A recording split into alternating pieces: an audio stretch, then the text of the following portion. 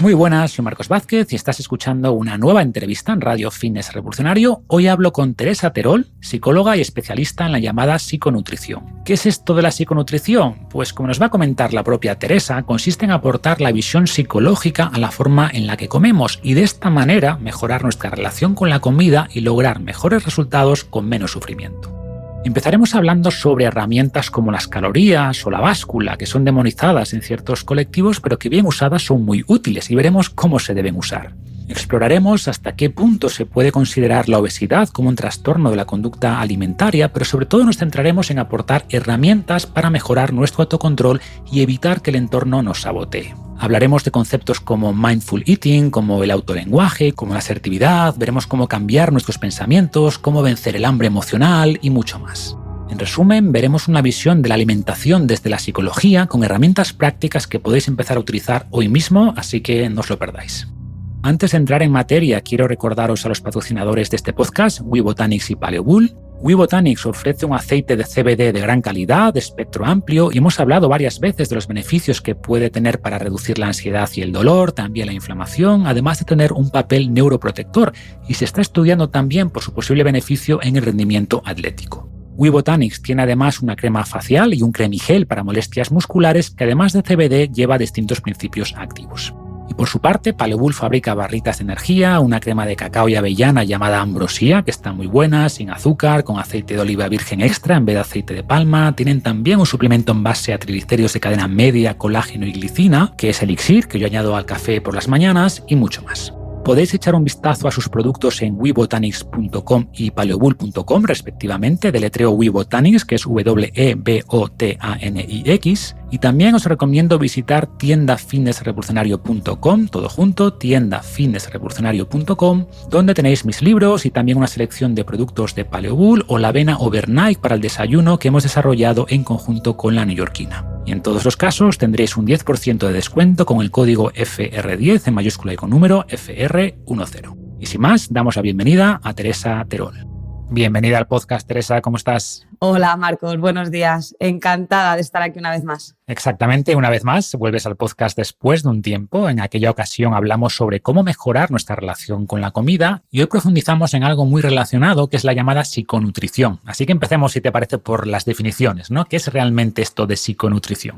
Bueno, pues el problema, Marcos, es que realmente no hay una como definición formal, oficial o totalmente correcta, ¿no? Pero bueno, sí que al final la psiconutrición o psicología de la alimentación, ¿vale? Al final es la ciencia que estudia nuestra relación con la comida. Y sí que es cierto que, bueno, pues según quien lo explique, suele tener distintas formas de entenderse. Tampoco ha terminado de quedar del todo claro. ¿Pero esto qué es? ¿Esto quiere decir que es un psicólogo que habla de nutrición? ¿Esto es un nutricionista formado en un poco en coaching y tiene herramientas? ¿Qué es esto de la psiconutrición? ¿Es un equipo?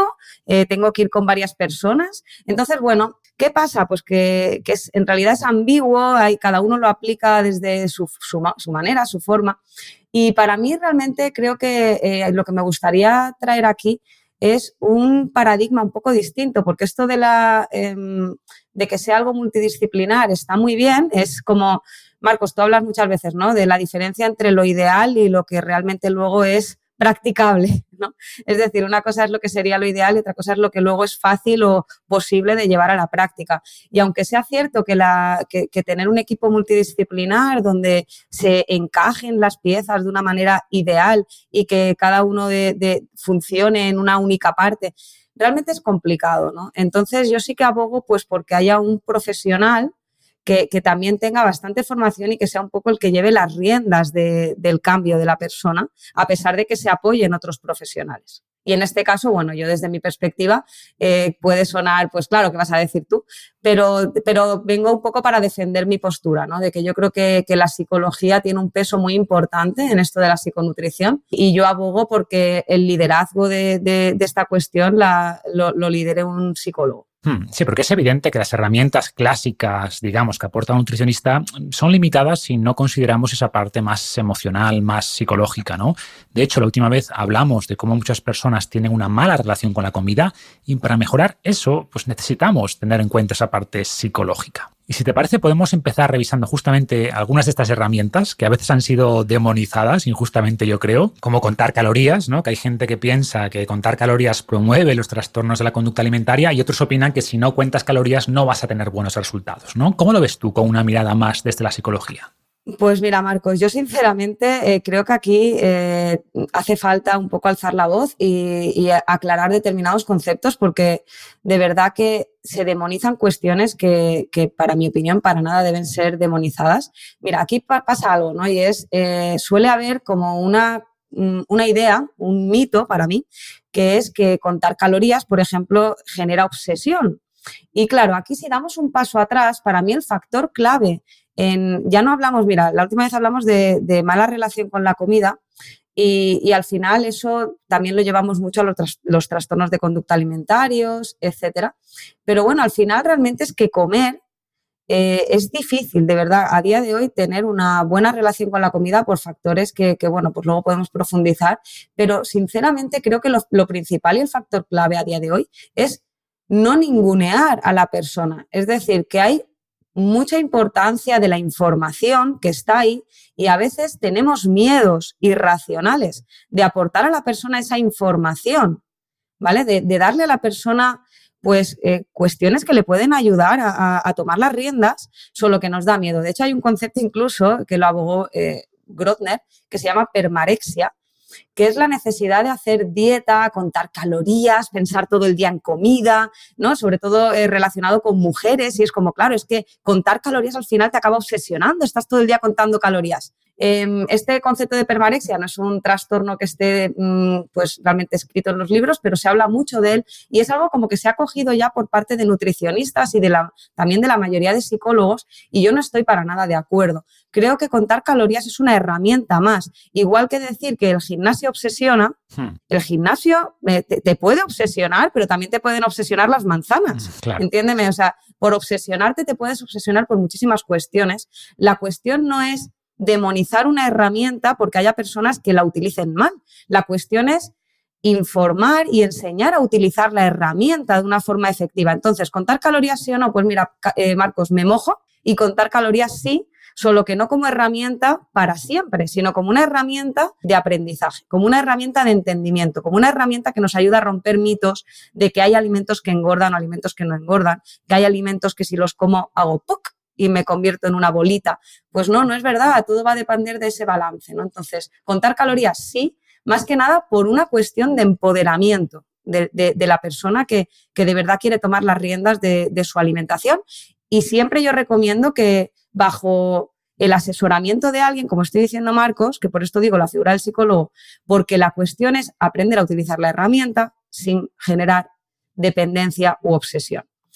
Entonces, bueno, eso por un lado. No sé si te respondo a la pregunta. Sí, lo veo igual. Yo creo que contar calorías durante un tiempo, como dices, es una herramienta muy poderosa que te ayuda a conocer mejor los alimentos y, por tanto, a tomar mejores decisiones, ¿no? O sea, eso para mí es un hecho. Al final, tener más información, si la sabes interpretar, obviamente, es mejor. Y, de hecho, la evidencia científica, más allá de las anécdotas de cada uno, o sea, la evidencia científica es bastante clara en que las personas que cuentan calorías tienen mejores resultados que las que no. Pero, de nuevo, o sea, igual que te digo esto, te digo, ¿es recomendable contar calorías siempre? Ojo, tanto en una app como en tu cabeza, que también ocurre, ¿eh? Gente que está constantemente manzana, 150 calorías. Pues evidentemente no, o sea, no solo porque puede llevar a obsesiones peligrosas, sino porque te puede desconectar de tus propias sensaciones internas de hambre y saciedad, que a largo plazo es lo más importante. Pero como dices, no debemos confundir la herramienta con nuestra relación con esa herramienta, ¿no? Y ahí tenemos que saber usarla para aprovechar lo bueno sin que nos obsesione. Totalmente. Y ahí es donde nace, pues que para eso quizá necesitamos acompañamiento. Es decir, igual que podemos, pues la forma tradicional es ir a un nutricionista para que nos guíe, porque todos sabemos lo que es más saludable comer, pero siempre nos viene un poco bien que alguien nos diga, ¿no? Pues mejor, mira, balancea los platos de esta manera, incluye más de esto, incluye más de aquello. Pues quizá para dar un pasito más, aprender a utilizar determinadas herramientas, para empezar los profesionales tenemos que romper la barrera del miedo de que eso a lo mejor genere esa controversia en la persona y le creemos un problema y cambiar eso por enseñarles a utilizar bien la herramienta. Sí, sin duda. Por eso estos movimientos contra el conteo de calorías, ¿no? Por ejemplo, esto de la alimentación intuitiva, pues a ver, o sea, está bien como concepto y si te funciona, pues genial, pero si comes según tu intuición y aún así te sobran 20 kilos, pues claramente tu intuición no está funcionando, ¿no? Y si cuentas calorías un tiempo, pues vas a poder afinar esa intuición, vas a poder refinarla y va a ser una mejor guía a futuro. O es como la analogía de conducir de manera intuitiva. O sea, si conduces según tus sensaciones, sin mirar el velocímetro y recibes multas por exceso de velocidad cada semana, pues igual tienes que empezar a mirar la velocidad a la que vas para intentar ajustar un poco tu intuición al volante, ¿no? Es como, sí, es la misma analogía. Yo poniendo una analogía en referencia a la salud mental, yo siempre pongo un ejemplo que es hay que seguir nuestra intuición, ¿no? Yo parto de que es muy difícil a día de hoy tener una buena relación con la comida, pero ya no para gente con TCA, sino para población general. Es muy difícil tener una relación buena con la comida. Entonces, claro, comer intuitivo parte de que ya estamos alterados por multiplicidad de factores y sería algo así como que alguien con celos patológicos le digas que siga su intuición respecto a su pareja, ¿no? Es como, tú sigue tu intuición. Claro, es como, es que me está poniendo los cuernos fijos. O sea, claro, es como, no sigas tu intuición mejor, vamos a basarnos en los datos, ¿no? Vamos a bajarnos en los hechos. Entonces, bueno, pues por ahí creo que es importante. Y la báscula también me comentabas, que también hay una corriente, ¿no? Aquí de tirar la báscula por la ventana, ¿no? Es como hay incluso imágenes, ¿no? Podemos ver en redes de... Sí, yo he visto nutricionistas rompiendo básculas para su audiencia y bueno, queda bien en Instagram, pero creo que no ayuda. O sea, si hablamos de estudios, pues una vez más nos dicen que la gente que se pesa con más frecuencia tiene menos riesgo de sobrepeso, porque se pueden dar cuenta antes de que están subiendo y así reaccionar a tiempo, ¿no? Exacto. Dicho esto, de nuevo, puede ser peligroso en algunos contextos si nos obsesionamos con el peso. Pues claro que sí, pero de nuevo, el problema no es la báscula, sino es tu relación con tu peso. Totalmente. Y creo que eso no se sana si simplemente no sabes lo que pesas, ¿no? Es como si tienes fobia a los perros y simplemente decides alejarte de todos los perros, pues sí, esa fobia no se dispara, pero tampoco se cura. Totalmente. ¿Y aquí qué pasa? Pues un poco lo mismo, sinceramente, que con las calorías. No se trata de eliminar la fuente de problema, no, es que además suele haber aquí, Marcos, y siempre también lo explico, ¿no? Que tan malo es, porque hay gente que dice, no, yo bien, porque yo no me peso y ya está, o no, yo bien, porque yo me peso todos los días 3 veces, es como, a ver, yo siempre, el gris es la clave y el gris es el color que mejor combina con nuestra sonrisa siempre. Entonces, la báscula es un medidor, un indicador más, por tanto,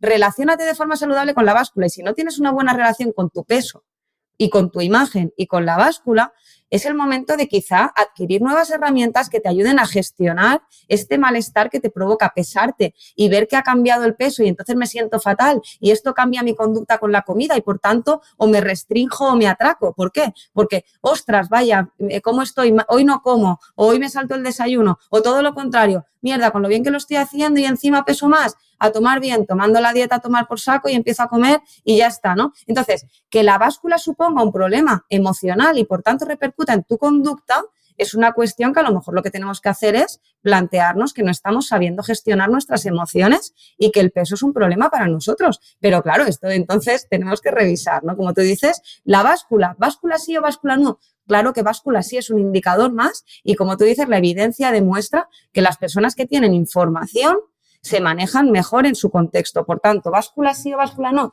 calorías sí, calorías no. Sí, sabiendo utilizarlo y, por tanto, aquí es lo ideal que nos acompañen. Claro, hay que saber usarlas como cualquier herramienta y también por aclarar, que sé que esto del peso es un tema sensible, igual de equivocado es no saber lo que pesas que usar el peso como métrica principal de progreso. O sea, personalmente me gusta más basarse en las medidas, en el ratio músculo-grasa y sobre todo en cómo te sientes y cómo mejora tu rendimiento. O sea, si tienes más energía o no, si levantas más peso o no, si te fatigas menos o no. O sea, creo que estas métricas son las más importantes, pero el peso también es una métrica a seguir y no veo por qué hay que prescindir de ella, salvo casos muy concretos, ¿no?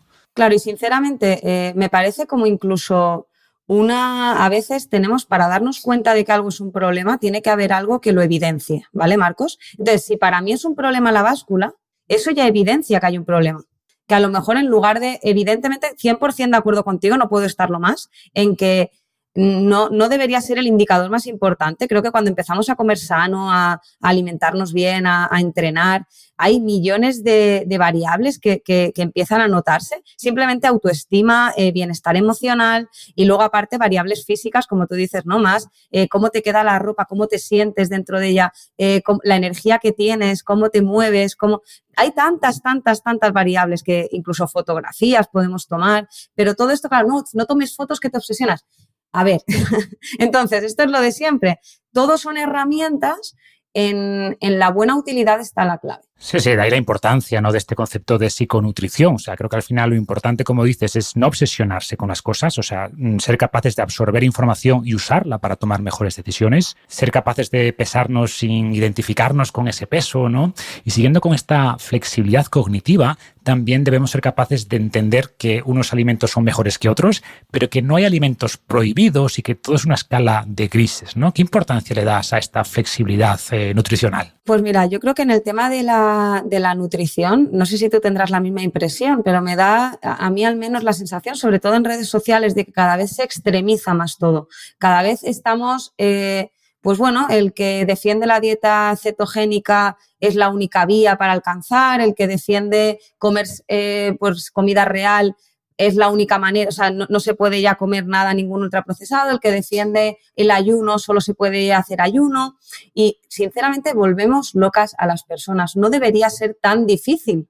O sea, claro, al final, démonos cuenta que creemos que la gente sabe más de lo que sabe y cuando tú realmente te sientas uno a uno con una persona, ¿sabes? No en un curso o no en simplemente dándole un papel, sino que te sientas frente a frente con una persona en una asesoría, como puedo hacer yo, con temas de pérdida de peso o de trastorno de conducta alimentaria o de mejorar tu relación con la comida, te das cuenta que hasta personas que incluso vienen del mundo de la salud, que sabemos menos de lo que queremos saber. ¿Por qué? Porque hay millones de dietas, millones de métodos, de parámetros. El otro día te escuchaba también hablar que si ahora el índice glucémico, el sándwich, primero comete el... Mira, es como, vamos a volver loca a la gente. Edulcorantes nunca, todo lo que es artificial. Mira, fíjate que aquí además...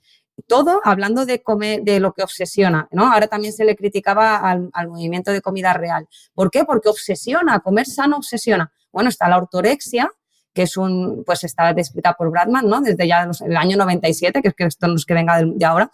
Y al final es la obsesión por comer sano, por lo natural, por huir de los productos artificiales, por la salud, por el físico, que no la delgadez, ¿no? Está descrito que si lo llevas al extremo también es un problema. O sea, al final, fíjate qué bonito suena, ¿no? Comer natural, huir de los productos artificiales, la salud, el físico que no la delgadez. ¿A que suena bonito? Suena como, eso es a lo que tenemos que aspirar. Pues llevado al extremo es un problema, porque al final la palabra clave es la flexibilidad y la adherencia. Si yo para tener adherencia a lo mejor tenemos que hacerlo al revés, explicarle a la persona que no hace falta volverse tan loco y a partir de ahí empezar a acotar, pero comiendo de todo, entendiendo que no hay alimentos prohibidos, entendiendo que obviamente cuanto más sano, cuanto más natural, pues va a ser mejor para nuestra salud, pero la salud es global e incluye nuestra mente. Entonces, si nuestra salud mental se va a tomar viento porque no puedo echar un edulcorante al café y me sabe a mal, y es que al final no disfruto el café o no disfruto, pues, jope, a lo mejor entre el blanco y el negro está el gris e incluso la vida es muy larga, que no se trata que alguien que come fatal en 2022 o 2023 tenga que comer en 6 meses de una manera totalmente distinta como ha comido en toda su vida. Que es que quedan a lo mejor, pues en 2-3 años se pueden hacer muchísimos cambios si vamos poco a poco. No hace falta hacerlos todo en julio porque empieza en julio la dieta. Es que a lo mejor podemos empezar poco a poco, ¿no? Y no tener alimentos prohibidos, fomentar que, oye, pues los edulcorantes, pues es que hay mucha desinformación, parecen que están demonizados, ¿no? E incluso a ti mismo te han hecho, lo vi en Instagram, ¿no? Como el mundo se volvió loco porque decías que tomar una Coca-Cola cero mejor que con azúcar. Pues a priori, evidentemente, porque tiene 0 calorías, porque además determinados edulcorantes está visto que no dañan dentro de unos parámetros o dentro de unos límites. Entonces, bueno, ya, pero eso porque no se ha investigado.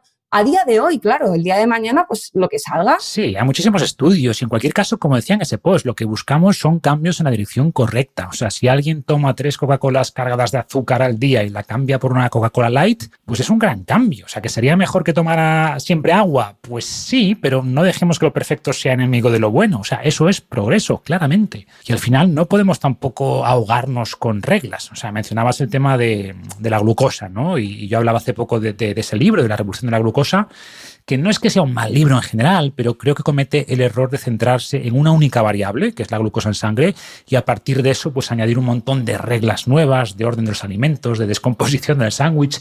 Y creo que si te vas a centrar en algo, o sea, céntrate en cosas más importantes como las calorías o la proteína, que son mucho más relevantes que el índice glucémico, ¿no? Totalmente. Y simplemente añadir una cosa, Marco, rápida, y es que el problema de cuando hacemos las cosas por una regla que nos marca, es como, no, esto no se puede hacer, a entender que sí que se puede hacer en cierto gris, y luego a partir de ahí aplicar autoestima para que la persona elija comer saludablemente, pero encontrando su mayor gris, pero por autoestima, por amor propio, teniendo la información. Y la gente no es idiota, porque parece que, es que, hombre, si la gente sabe eso, comerá peor. No, porque si tú a la persona le enseñas a desarrollar su autoestima y a entender que cuando come saludable se está queriendo, la persona aprenderá a comer saludable e intentará cada vez más acercarse, como tú dices, al agua, ¿no? O sea, pero no porque no se puede beber una cola light, sino porque en realidad es por amor propio y por autoestima. Es mejor que coma o que beba agua. Entonces, a partir de ahí es el cambio, no es la regla la que marca, sino la propia autoestima y el amor propio.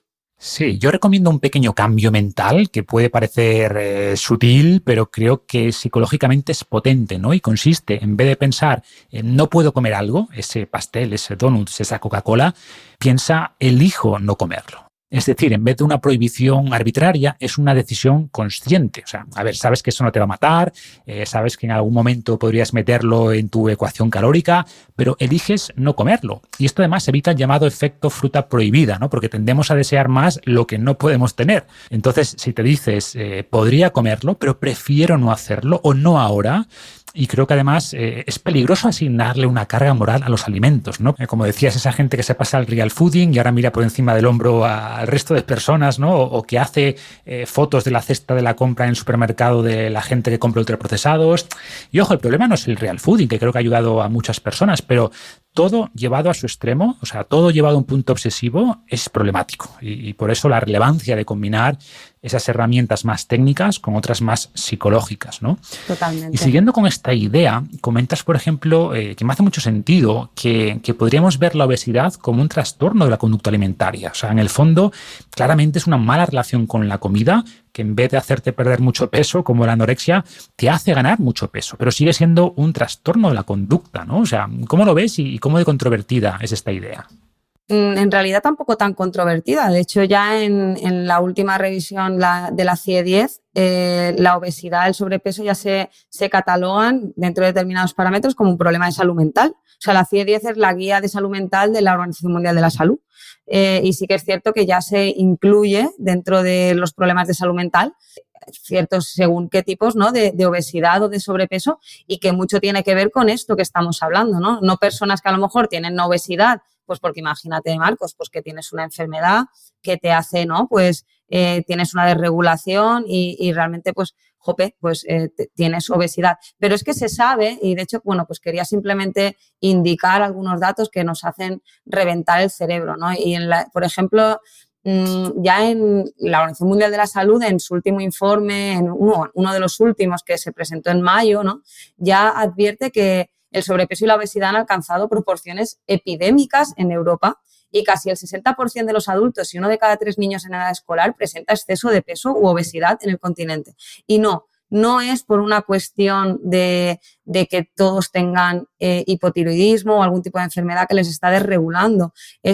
Realmente lo que está pasando es que empieza a ser, como dice la Organización Mundial de la Salud, que alcanza proporciones epidémicas. Y claro, esto nace de la idea de que realmente hay problemas sociales, culturales, ambientales, que están generando que al final esto sea un problema muy grave, ¿no? Porque realmente, mira, al final se sabe, Marcos, y tú de esto divulgas un montón, pero es que la obesidad es responsable de muchísimas enfermedades no transmisibles, por ejemplo, de 200.000 nuevos casos de cáncer en Europa. O sea, es que son datos que abruman, y que el 60% de la población en Europa tenga sobrepeso u obesidad es brutal. Sí, sí. Y a ver, esto no va tampoco de culpar a las personas, ¿no? Porque claramente el entorno juega un papel fundamental. O sea, vivimos en un entorno obesogénico y esto hace que las personas con predisposición, vamos a decir, pues tengan mucho más riesgo hoy que hace 50 años. Y siguiendo con este tema de la obesidad como trastorno de la conducta alimentaria, ¿qué factores o qué rasgos psicológicos crees que contribuyen al riesgo de obesidad? Sí, claro. Yo justamente es lo que intento explicar, ¿no? Que el problema del entorno y del contexto es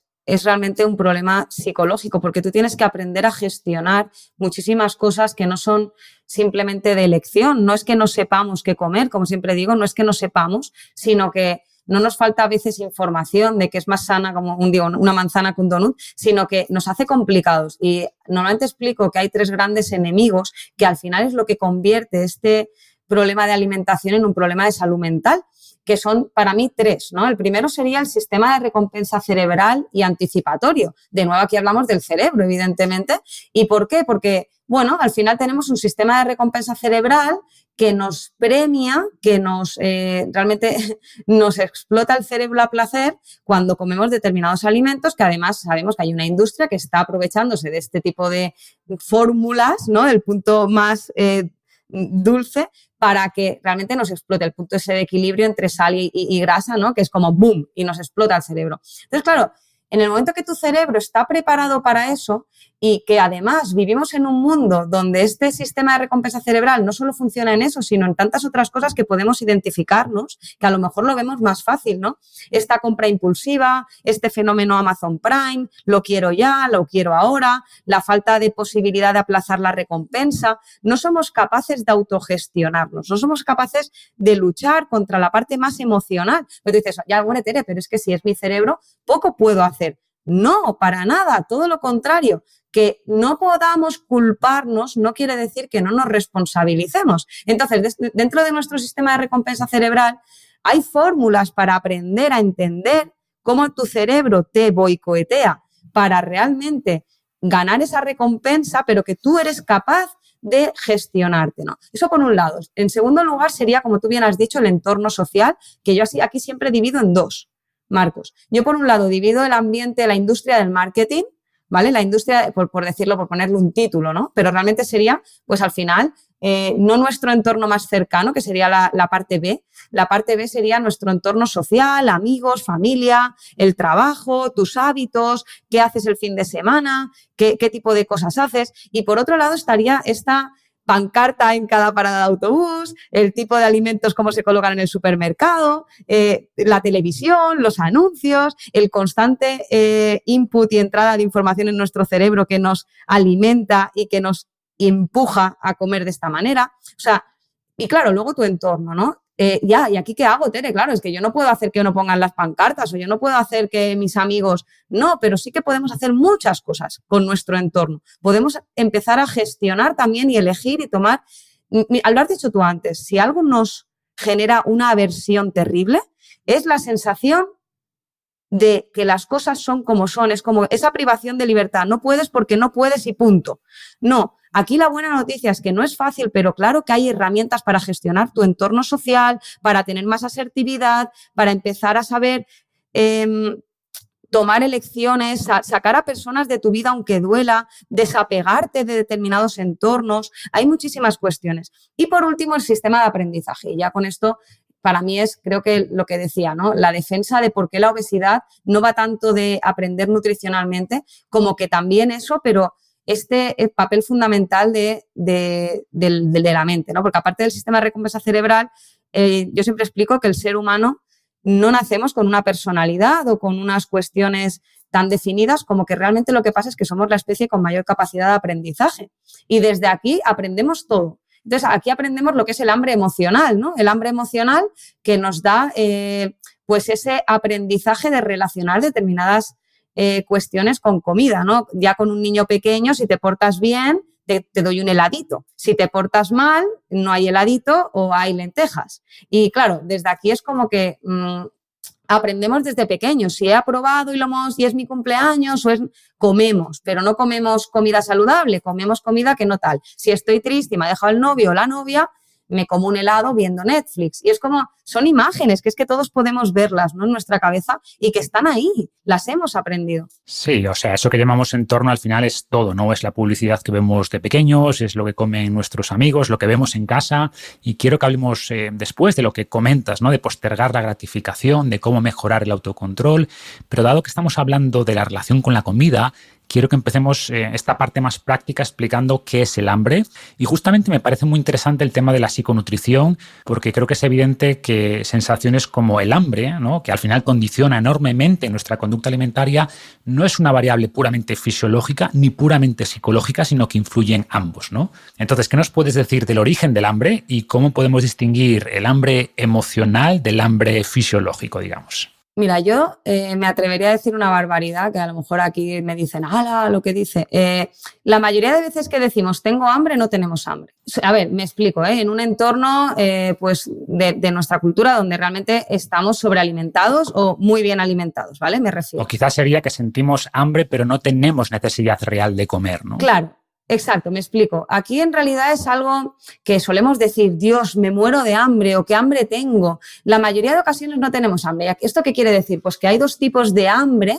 Está el hambre real, hambre fisiológica, y el hambre emocional, ¿vale? Y aquí el problema que tenemos es que lo llamamos igual, ¿vale? No por nada, sino porque no sabemos diferenciarlos. Es decir, yo, por ejemplo, son las 3 de la tarde y he desayunado a las 9, me he tomado un pequeño snack a las 12 y realmente estoy tan tranquilo en el trabajo, salgo a las 2, yo voy a casa a comer a las 3 y, jope, es que de camino a casa ya, si paso por la panadería, tengo que empezar a comerme el chusco pan. Si estoy cocinando, tengo que empezar a picotear mientras cocino, porque es que de verdad es que muero de hambre, no puedo esperar. Eso no es hambre. Entonces, ¿cómo diferenciar el hambre real del hambre emocional? Porque la gente lo asimila con, no, Tere, a ver, tú di lo que quieras, tú a lo mejor no tienes hambre, pero yo sí, ¿vale? ¿Por qué? Pues porque salivo. ¿Por qué? Porque me rugen las tripas. ¿Por qué? Porque noto vacío estomacal. ¿Qué pasa? Que todo esto son cosas que se pueden condicionar. De hecho, se sabe, ¿no? El condicionamiento clásico, el famoso experimento del perro de Pavlov,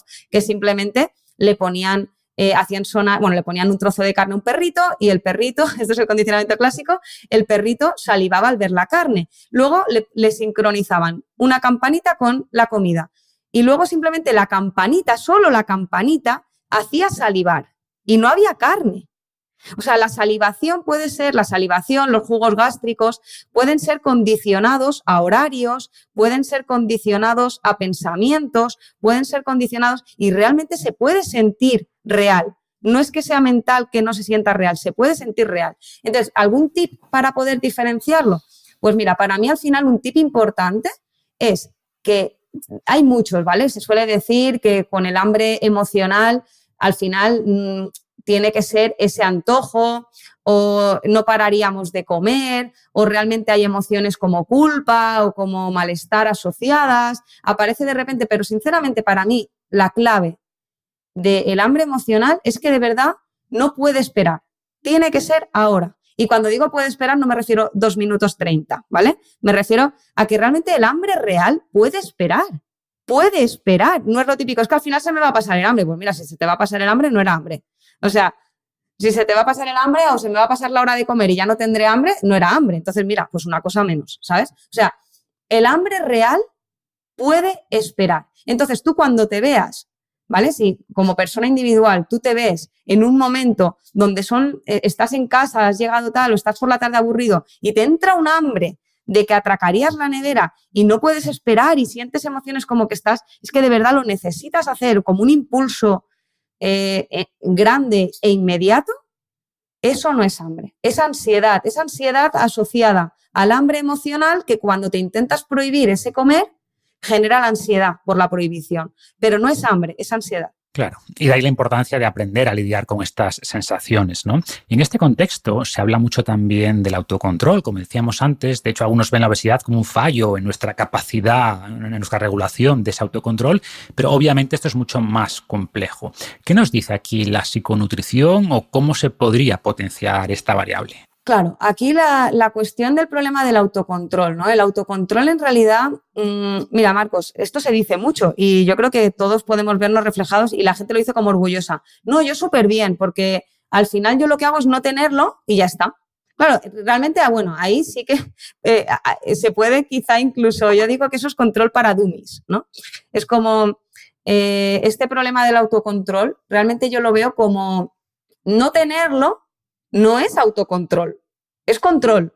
O sea, es control, ¿vale? Bien, ok, ni tan mal. Sí, no es que sea malo esconder lo que nos tienta, ¿no? De hecho, muchas personas tienen éxito no porque tengan más autocontrol, sino porque han diseñado un entorno que no les obliga a ejercer autocontrol constantemente, ¿no? Pero bueno, entiendo tu punto y creo que son cosas complementarias. Exacto, es decir, una cosa es no seamos idiotas y no te lo pongas difícil. Es decir, yo misma pues he desarrollado una alta capacidad de autocontrol. Eso no quiere decir que sea idiota y que me ponga los alimentos que más me detonan el placer por toda la casa para ir viéndolos y tener que ir autocontrolándome. Pero claro, o sea, sí que se aplica mucho esto de, bueno, pues por ejemplo, pautas que se suelen hablar, que está bien, como tú dices. Entonces tampoco, oye, vamos a dar algunos tips para que la gente los pueda tener, ¿no? Pues a la hora de hacer la compra, intentar ir sin hambre, confeccionar una lista cerrada, no sé, comprar alimentos que requieren ser cocinados, bueno, no acumular, hacer compras semanales. Eso a la hora de hacer la compra, a la hora de guardar la comida, por ejemplo, guardar los alimentos en lugares poco visibles, sobre todo los alimentos que nos generan esta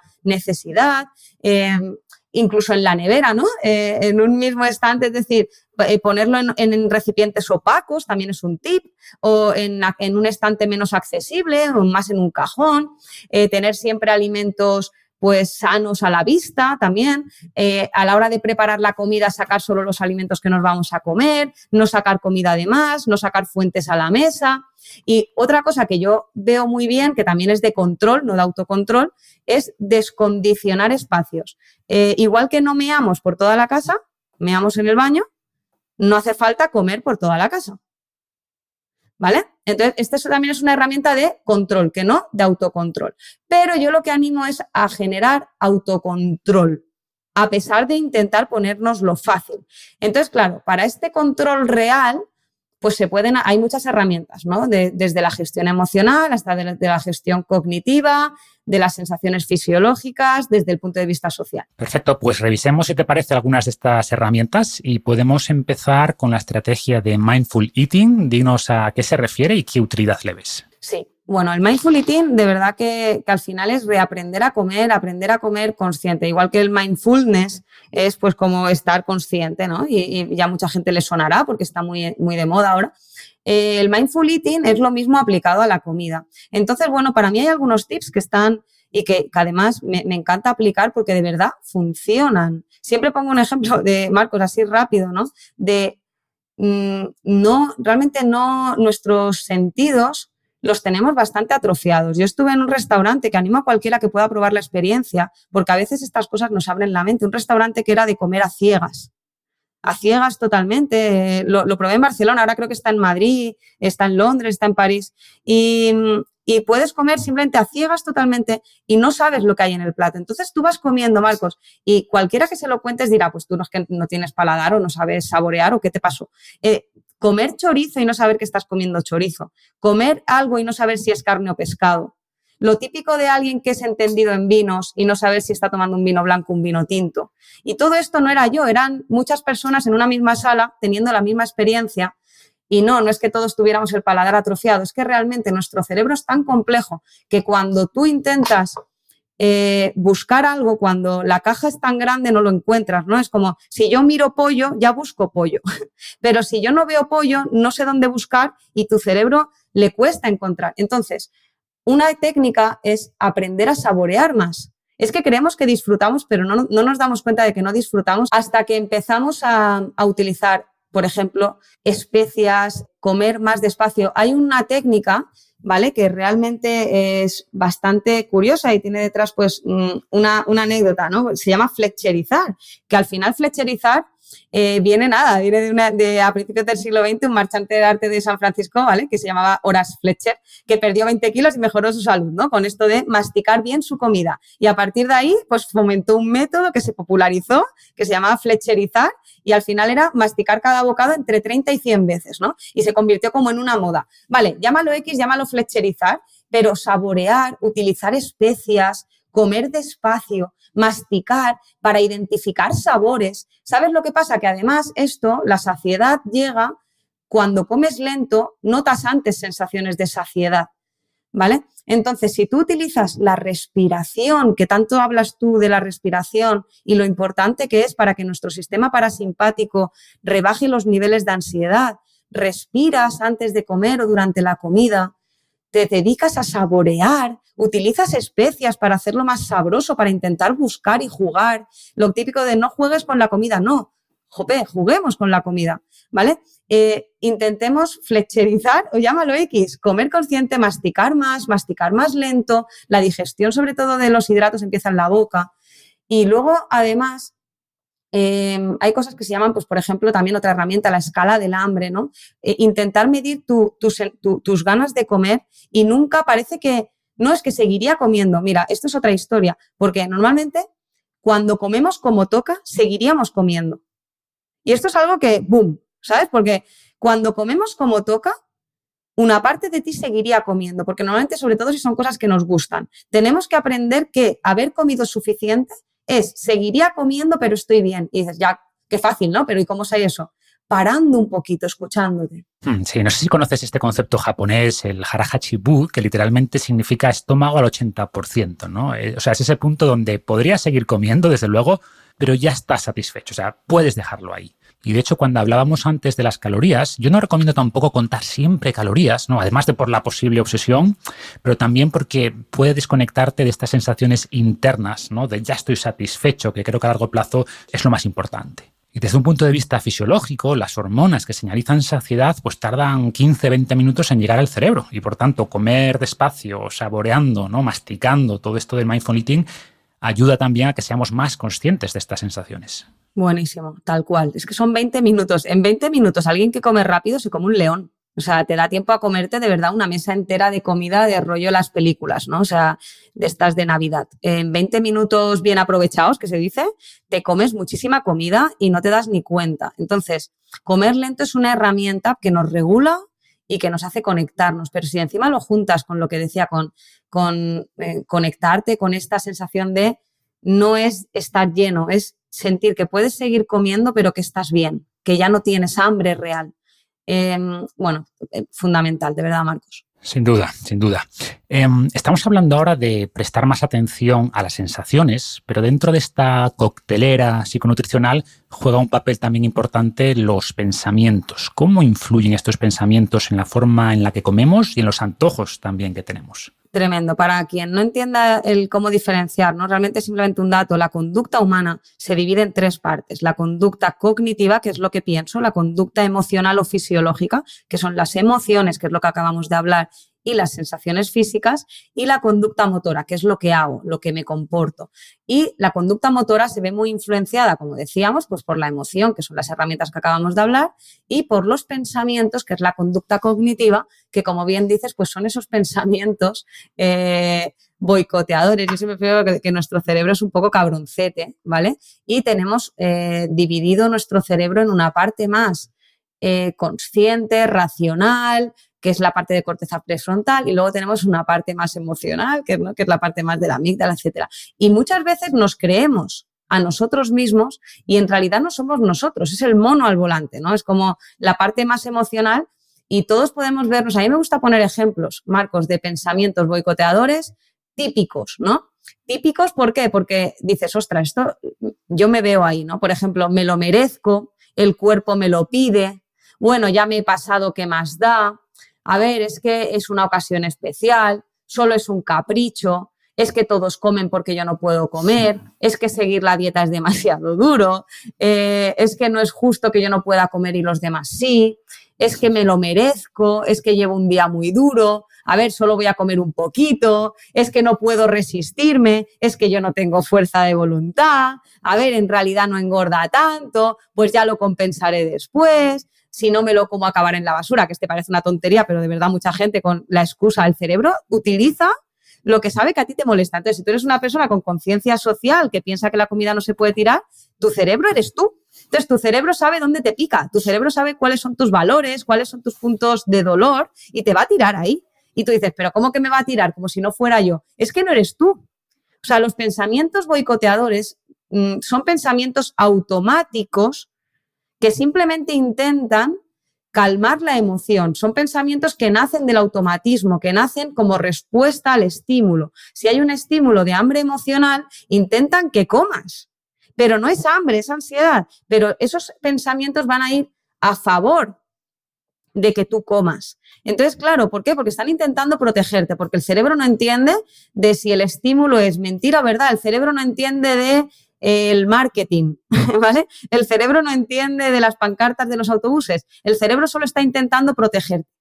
Entonces, todos estos pensamientos que tú crees que eres tú, dándote explicaciones razonables e intentando, no eres tú. Entonces, ¿aquí qué? Pues simplemente empecemos a utilizar nuestro autolenguaje.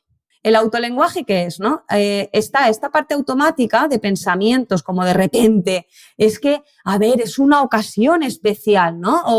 O es que o me lo merezco, ¿no? Es que me lo merezco, vaya día he tenido, me lo merezco. Eso es automático, eso tú no lo eliges. Pero luego hay una parte racional donde incluso podemos generarnos autoafirmaciones. Es como respuestas. Yo normalmente esto lo llamo, Marcos, que suena un poco como te has quedado loco. La gente que habla consigo misma está loca. No, la gente que habla consigo misma está muy cuerda. De hecho, todos lo hacemos, aunque no seamos conscientes, ¿no? Claro, pero de una forma como automática y discutiendo, te parece que dices, mira, ¿me voy a volver loco o qué? No te vas a volver loco. Realmente estás hablando con tus pensamientos automáticos y generando respuestas mucho más racionales. Es como me lo merezco. No, mira, nada tiene que ver tener un mal día con comer donuts, ¿vale? Yo digo que esto que es la medalla al donut. O sea, no hay un premio, ¿vale? Por tener un mal día en el trabajo, no tiene sentido. Entonces, generar argumentaciones mucho más racionales, pero luego además hay cosas muy prácticas que se pueden incluso generar a la hora de crear mantras para reprogramar nuestro cerebro. Yo aquí animo a escribir autoafirmaciones positivas para comer saludable. ¿Esto qué es? Pues simplemente que alguien coja un papel y escriba qué le aporta comer saludable. Pues mira, cada vez que como saludable estoy mejorando en esto. Además, algo muy importante de diferenciar entre el por qué como saludable y el para qué como saludable. Porque no es lo mismo. El para qué habla de propósito, de motivación, ¿vale? El por qué es realmente corto plazo. ¿Por qué quiero perder peso? Pues quiero perder peso porque quiero ponerme un pantalón de una talla menos. No, ¿para qué? Pues quiero para poder viajar, para poder caminar, para poder jugar con mis hijos y poder agacharme y poder no sé qué.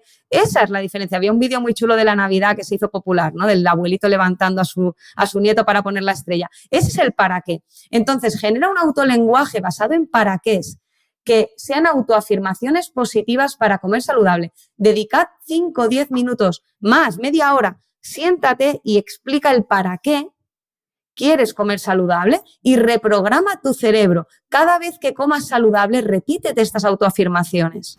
Totalmente. Y volviendo de los pensamientos y de este autodiálogo a las sensaciones, creo que es también muy importante aprender a experimentar sensaciones sin responder, ¿no? O como decíamos antes, sentir un poco de hambre sin reaccionar. O sea, entender que un poco de hambre es una sensación normal, que no es una emergencia, como decías, que puede esperar. ¿Qué nos puedes recomendar aquí? ¿Y crees, por ejemplo, que alguna estrategia de ayuno intermitente puede ayudar? Mira, yo esto además lo voy a decir, Marcos, con muchas pinzas, ¿vale? Y me explico. El ayuno, ¿vale? Es una herramienta maravillosa, para nada estoy en contra de ella. De hecho, para que se note que no estoy en contra de ella, yo practico el ayuno muchas veces, o sea, generalmente en mi vida no es una regla, pero sí que lo suelo aplicar porque me va bien. Ahora bien, eso no quiere decir que el ayuno no es para todo el mundo y de hecho el ayuno está contraindicado y esto es lo primero que digo antes de hablar de todo lo demás. El ayuno, insisto, está contraindicado en personas con trastorno de conducta alimentaria y mala relación con la comida. Para hacer ayuno tienes que tener una buena relación con la comida. Eso no quita que a lo mejor en terapia, o gente que no tenga una mala relación con la comida, entonces aquí puede entrar mucha gente que nos esté escuchando, pero también gente que tenga una mala relación con la comida, con acompañamiento, es una herramienta también muy buena y la puede implementar, que es lo que tú estás diciendo. Para poder saber lo que es hambre o para poder saber cómo cambian las sensaciones de hambre, todo aquel que haya practicado un ayuno de 16 horas, incluso de 24 horas, se da cuenta de que realmente es más intensa la sensación de hambre al principio o en momentos puntuales donde tenías condicionado el momento de comer, que luego cuando ya llevas a lo mejor 16 horas, es como, pues oye, comería, pero tampoco me muero de hambre, ¿no? Entonces, este aprendizaje se te queda grabado en la cabeza de, ostras, ¿cómo puede ser que si yo he comido a las 9 de la mañana, a las 12 de la mañana, a las 2 esté muerto de hambre? Pero si yo el otro día hice un ayuno que cené por la noche y no volví a comer nada hasta las 5 de la tarde del día siguiente, es decir, casi 24 horas, 18 horas, lo que sea, ¿cómo puede ser que yo tras 16 horas no tuviera hambre? ¿Me explico? ¿No? Esa sensación inminente de hambre. Y ahora sí, y ahí es cuando te das cuenta de lo modulable que es el hambre, te liberas, te vuelves mucho más libre, entiendes que te comprendes mejor, te respetas, porque tampoco se trata de odiarnos, maldita hambre emocional, ¿no? No se trata de odiarnos, pero sí de entendernos y decir, bueno, pues vale, ya está aquí, es hambre emocional, no pasa nada, y tienes herramientas, y si no las aprendes, para poder gestionar esta hambre emocional. Pero sí, Marcos, un ayuno, aunque sea como experiencia, para poder de verdad sentir en tu propio cuerpo la no sensación de hambre tras tantas horas, es impactante, de verdad. Yo cuando lo he hecho en terapia acompañando a personas que a lo mejor pues no recomiendo hacerlo a solas o incluso personas que lo podrían haber hecho a solas, pero se lo recomiendo en ese momento y lo hacemos juntos, alucinan. Dicen, Tere, no me lo creo, o sea, no me lo puedo creer. O sea, tengo hambre, pero el otro día un chico, tras 24 horas, y además fue gracioso porque lo hizo a propósito de tener la sesión en la hora 23 conmigo, ¿no? Lo hizo coincidir y dice, es que quería estar aquí en la hora 23 para ver qué pasaba, ¿no? Dice, y me lo he organizado así. Y dice, es que no tengo hambre. O sea, no me lo creo, pero no tengo hambre. O sea, a ver, no tengo hambre. Ostras, si me pones delante comida, claro. Y a mí me pasa, ¿no? Cuando estoy haciendo ayuno, hombre, pues no te me pongas a comer mi comida favorita delante porque me fastidias, ¿no? Pero, ¿por qué? Porque te entra ese hambre emocional incluso, porque es un estímulo visual, olfativo, pero mientras no tengas estos estímulos y estés haciendo cosas, es que no te acuerdas de comer, por tanto no es hambre. Sí, sí, y de nuevo, sin obsesionarse, ¿no? Igual de malo es pensar que tienes que comer cada 3 horas porque si no, yo qué sé, se ralentiza el metabolismo o lo que sea, como pensar que tienes que aguantar 24 horas porque si no eres débil o no vas a tener beneficios o lo que sea. Yo, por ejemplo, intenté hacer un ayuno de 3 días hace unos años, ¿no? Por probar, pero al levantarme el tercer día, pues me encontraba mal, había dormido fatal, además tenía un día complicado y dije, bueno, hasta aquí, ¿vale? Llevaba más de 60 horas de ayuno y es como suficiente, pero no lo vi como un fracaso, o sea, era solo un experimento de autoconocimiento, de explorar sensaciones. Y como dices, no sirve para todos, ¿vale? Pero ser capaz de sentir, de aceptar sensaciones como el hambre, creo que les resta poder, creo que les resta carga emocional, y esto ya sin entrar en posibles beneficios fisiológicos, ¿no? De autofagia y no sé qué, que va por otro lado, ¿no? Pero desde el punto de vista psicológico, creo que, y a ver, con todas las advertencias que has hecho, pero creo que es una herramienta a considerar. Y mucha gente me ha dicho eso, que empezó a hacer ayunos por los beneficios para la salud, pero después lo principal que sacó es esta libertad y esta capacidad de conectar con el hambre real. Totalmente. Y bueno, simplemente me has dicho ayuno. Siempre pensamos ayuno y pensamos en comida, ¿no? Pero las calorías de nuestra mente es la información y los pensamientos.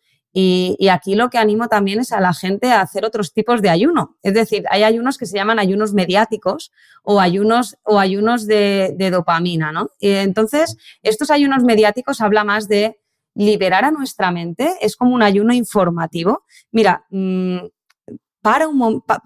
prográmalo, igual que programas un ayuno de comida, programa un ayuno mediático, informativo, desconecta del móvil, de la tele. Mira, si pasa algo en el mundo, de verdad, si pasa algo tan grave, te vas a enterar, tío, alguien te llamará, o sea, te vas a enterar, no va a pasar nada tan grave, de verdad. Y además, cuando empezamos a reducir incluso periódicos, radios, televisiones, de tener que estar conectados todo el rato con información de cómo van las cosas, si la mayoría de cosas ni siquiera nos repercuten de una forma directa, no tenemos nada que hacer de una forma directa y no están orientados a nuestros objetivos diarios. Entonces, solo son estrés. Entonces, el estrés es parte del hambre emocional también. Entonces, oye, pues a lo mejor podemos ir también a la fuente, no solo a la gestión. Sí, hacer una dieta baja en información de vez en cuando viene bien. O esta idea del ayuno de dopamina, ¿no? Que escribí también un artículo hace tiempo. O la famosa incomodidad voluntaria de los estoicos. O sea, en el fondo se trata de renunciar a cosas que deseamos, ¿no? De vez en cuando para, punto 1, disfrutar más cuando las tenemos. Y punto 2, entender que tampoco las necesitamos en realidad, ¿no? Son herramientas potentes. Exacto. Y por último, como decíamos antes, hay que entender que esto no es únicamente un problema individual, sino que depende en gran medida del entorno y estamos constantemente expuestos, pues lo que decíamos, ¿no? A publicidad sobre alimentos ultraprocesados y a nivel social, pues en la oficina, con los compañeros, con amigos, y es normal que haya galletas en todas las reuniones o en todos los eventos, que se celebre todo con dulces y pasteles, que salir a tomar algo implique comer cosas poco saludables, y esto pues hace que si queremos cambiar, si queremos mejorar, nos sintamos raros, ¿no? Si rechazamos estos alimentos, sentimos la presión del grupo. ¿Cómo recomiendas lidiar con este entorno? ¿Qué herramientas concretas nos puedes aportar? Bueno, pues aquí la asertividad es clave, ¿no? Y una de las cosas que más nos cuesta en asertividad y que más se habla es, Marcos, lo mucho que nos cuesta decir que no. A ver, se juntan dos cosas. Es como si viene un compi a darte un donete que es su cumple, se juntan dos cosas, que por un lado tu mono al volante quiere el donete, ¿vale? Es decir, es que por un lado una parte de ti quiere el donete y eso ya lo complica, pero es que muchas veces también hay otra parte que es que nos sabe mal decir que no, o nos sabe mal ser raro, ir a un restaurante y que todos estén comiendo pues pizzas o no sé qué. Es que claro, no voy a ser yo el raro o el que come diferente, sentirnos juzgados, somos seres sociales. Entonces nos cuesta decir no y entonces aquí hay herramientas, ¿no? A la hora de decir que no, es importante, lo primero, claro, entender los derechos asertivos que sustentan esto de decir que no, que al final es que decir que no es ser honesto y si a alguien no le gusta por tu forma de hacerla, no le gustas por tu forma de hacer las cosas o por tu forma de vivir tu vida, pues bueno, cuanto antes salga a la luz mejor. Es como, es que me da miedo a ver si le pierdo. Es que si le pierdes porque no le gustas, pues cuanto antes te des cuenta mejor, en realidad. O sea, la asertividad tiene la ventaja de que te vuelve más libre, pero también tenemos que entender que al final, cuando empezamos a querernos, a respetarnos y a ser asertivos, simplemente, por ejemplo, con la alimentación, oye, mira, yo quiero hacer un cambio en mi alimentación y no voy a permitir que sean otros los que elijan por mí, ¿no? Entonces, cuando yo empiezo a hacer esto, ¿qué pasa? Que también tu entorno muchas veces te machaca. Si tu entorno a veces, con todo el amor, porque no lo hacen porque no te quieran, pero sí que muchas veces no se dan cuenta, ¿no? Que te lo están poniendo más difícil. A ver, venga, ¿qué más da? Por un día es un día. O sea, son como esos pensamientos boicotadores, pero fuera, ¿vale? O sea, es como mira, ya bastante tengo yo con los míos, para que vengas tú a ponérmelo más difícil, ¿no? En lugar de apoyarte y decir, venga, que tú puedes, y claro que sí, pues si quieres vamos a un restaurante que tú también, pues que tenga opciones de todo tipo, que no solo sean grasas y ultraprocesados. No, venga, va, ¿qué más da, jope? O incluso ya cuando, Marcos, personas que ya han llegado a esa identidad en comer saludable, que no, a lo mejor hay autocontrol, pero siguen, joder, es que vives a dieta. Esto es importante. Sin duda, sí. Hacer ver a la gente, sobre todo cuando estamos haciendo un cambio, no de una dieta de papel, sino guiada por todo lo que hemos hablado aquí, guiada por aprender en nutrición. Por ejemplo, si un psicólogo te forma mínimamente en nutrición, un psicólogo formado en nutrición, y luego te da un montón de herramientas para gestionarte. Tú no estás a dieta.